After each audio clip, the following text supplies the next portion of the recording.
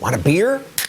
You must pay extra for it because in addition to sales tax, states impose a sin tax on products like this. When I bought this bottle of whiskey, I had to pay an additional $2 beyond sales tax for the sin of Jack Daniels. And if you smoke cigarettes, you must be really sinful because this carton costs almost $60 more because politicians tax you to save you from yourself. And what's wrong with that? Don't we want government to discourage destructive behaviors? No, says Reason TV's Nick Gillespie. Well, why not? If I want to hear about sin, I'll go to church or an Anthony Weiner press conference. When I turn to politicians, what I want is fair laws that apply equally to all people and all products. Well, who cares what you want? The wise politicians have decided it's better for the country if we're not all drunk or smoking cigarettes, and probably is. There is a case to be said that cigarettes impose costs or externalities on people in terms of health care when people get sick and have emphysema, and we take care of them.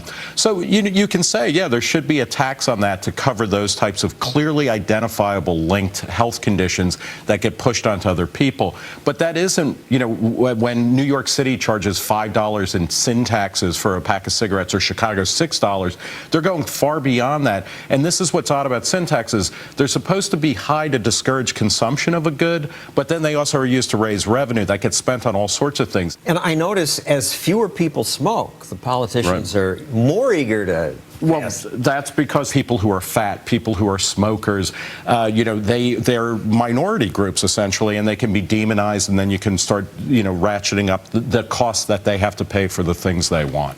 But the tax has a cost, too, in that it encourages people to cheat, go to the black market. One study found that most of the cigarettes sold in New York State were sold illegally, smuggled in. It was like 57% of cigarettes used in New York State were brought in illegally or, in an unauthorized way.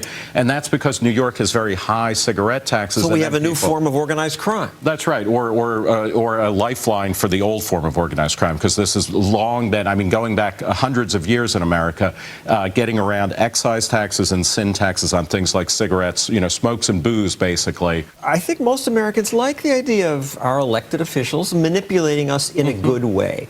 And for a while, we had luxury taxes, another form of sin tax.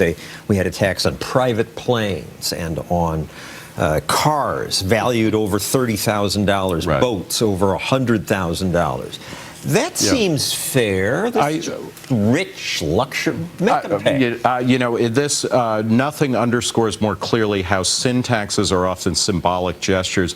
Those types of taxes become big luxury taxes during recessions, and you're looking to scapegoat somebody. And this happened in, I guess, the early '90s, where people were like, okay, let's go after luxury yachts. It's Thurston Howell III and these billionaires, who have yachts. Let's screw them by taxing them on that. What that does is it reduces the demand for yachts, and the people who make yachts are not billionaires, and you had lots of people thrown out of business. Same thing happened with the RVs. And they lobbied and repealed it within 3 years. So that's kind of good, but this impulse to say certain things are sinful and wrong in colonial America, you could be taxed heavily for dressing above your station if you wore fancy, if you wore fancy ribbons. Leather boots were, if they were extravagant, they were taxed heavily.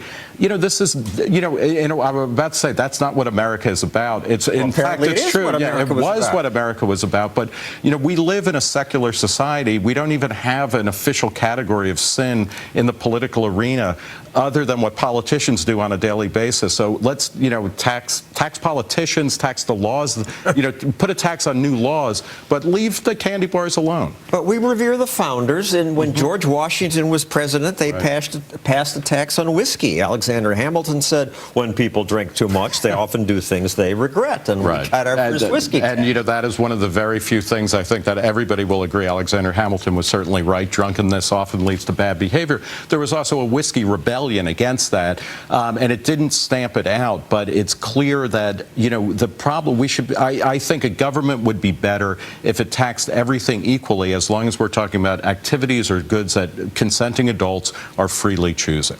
And researching this, you found there was a tax on importing slaves. That's right. Yeah, it was an excise tax. I mean, just like there was on tea, and it's kind of disturbing that, colonial protesters protested taxes on teas, but not quite on slaves in the same way.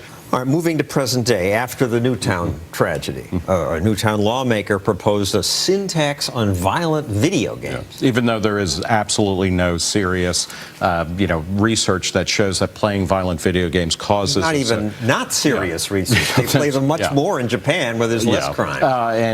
This again underscores the kind of scapegoating that goes on. When there's a problem, throw a law at it, throw a tax at it, and demonize. Video gamers are a demonized outgroup. Colorado's all excited about the money they'll get from marijuana. And this is, in a way, it's good because that's the upside of sin taxes is that cash-strapped governments everywhere, they always want more revenue, and suddenly they're willing to say something like, you know what, maybe it's not such a bad thing if adults can legally smoke pot instead of going on the black market. We'll tax it.